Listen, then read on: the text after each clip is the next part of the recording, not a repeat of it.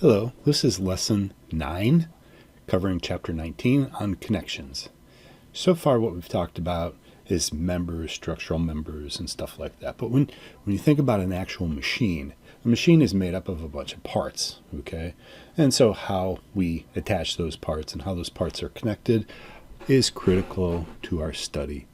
So follow along with your objectives, please. I want to talk about unfinished bolts versus high-strength bolts. So unfinished bolts, they're typically lower cost, lower carbon, lower strength, and the specification is ASTM A307. Those are generally weaker bolts. Now, high-strength bolts, they're higher cost, higher strength. Specifications are either ASTM A325 or ASTM 490. So there's two different grades of bolts here. These are, the unfinished bolts are weaker, the high strength bolts are stronger. And then we're given this table because we have to test these bolts for sure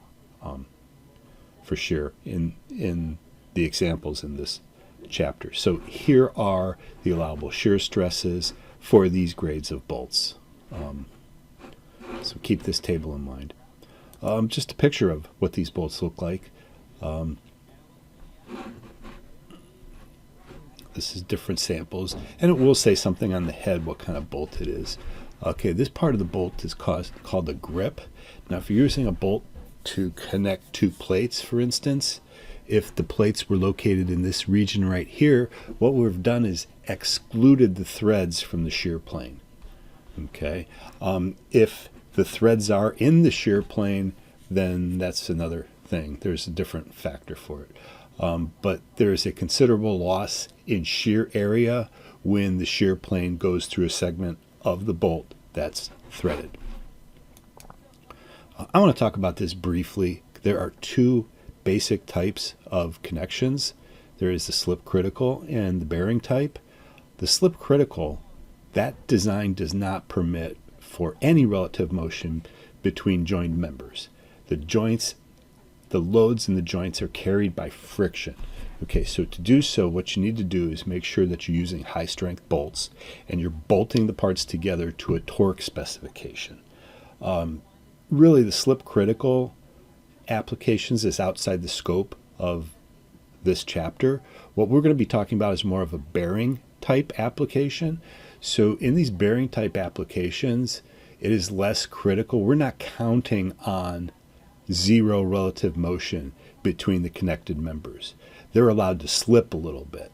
And when this happens, what we're doing is we're transmitting the loads through one member, through the bolt, back into the other member. That's the type of analysis we're going to be doing for this chapter. So all the analysis we're going to be doing in this chapter is for the bearing type. It is a less critical, and we allow for some slippage between the joined members. Okay, so there's some friction between the joined members, but there's still some relative movement. So what we're doing is counting on the bolts to transmit the loads through bearing. Okay, so now we look at a typical lap joint. Okay, here we got a lap joint with two bolts holding it together. We have our loads P and P. What tends to happen in a lap joint with a single bolt is that you're going to see some bending that will align the loads. Okay, that's why you have lap joints are typically two bolts, so you don't have to deal with this.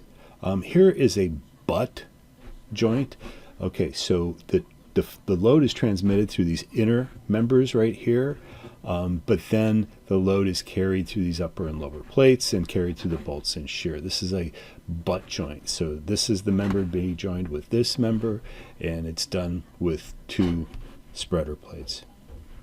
Here are some other designs of connections, typical bolted connections in steel beam constructions. This is typically how those are done. So now let's focus on how these joints fail, so we can focus on how to analyze them. Okay, so these connections will fail 5 different ways. Okay, and I'm going to discuss each of these in the subsequent slides. You could have a shear failure in the bolts. You can have a bearing area, a bearing failure of the connected materials. So that's the loads between the connected materials. That could fail. Tension. You could have tension failure of the connected members. We've talked about this through this whole semester. That would be your normal stresses based on axial loading. Okay, so before you get to the joint connections, will the member fail? And then two other failure modes, which we won't really test for, but I want to discuss them, is the end tear out failure mode and the block shear. And again, I'll show you examples of these on the next slides. Okay, so the first one was a shear failure in the bolts.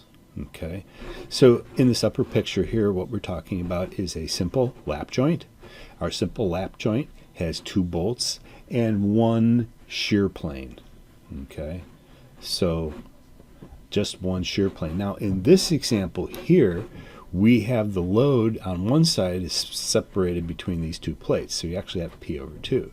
So really you have the same load and the same two bolts, but now you have two shear planes per bolt. This is a slightly stronger arrangement. So that is our first failure mode, which is failure in shear of the bolts. Okay, our next failure mode is a bearing failure. So when the connected bolts are torqued, a tensile load develops in the fastener. This load is reacted by compressive stresses in the connected material. Brittle materials may crush and fail, whereas ductile materials may yield and fail. The resulting effect will be a failure of the bolted connections. So here's the bearing stress. What we're talking about is contact stresses from the bolts being carried through these plates. This is bearings, and we'll give you an equation for that. The third failure mode we wanted to talk about was failure in tension. So what we're having here is a tension failure. We talked about tension. There are normal failures. In this case, we are going to be looking at, well, in all of this case, we're looking at a net area, and we're also going to do a gross area calculation for our problems. But again, this is very similar to what we've been doing in a lot of the other sections in this course, and that's a normal stress. End tear out is a condition where it's typically when you have insufficient edge distance. If this edge distance on this part is too short, you can have a failure where one of these members will fail and the end of it will just tear out. So that's called an end tear out. The next one is called a block shear failure. Now, a block shear failure is characterized by both tension and shear failures. So in this particular case, what you have here is we have this load P is being applied, and where these bolt holes are, what we're going to do is have shear failures between the bolt holes, but then a tension failure along this line here. Okay, and that'll separate these pieces here from this piece right here. It's very similar to what we have over here too. This is an angle part. It's bolted at these locations, and we're going to have a shear failure line here and then a tension failure here. We're not going to analyze it.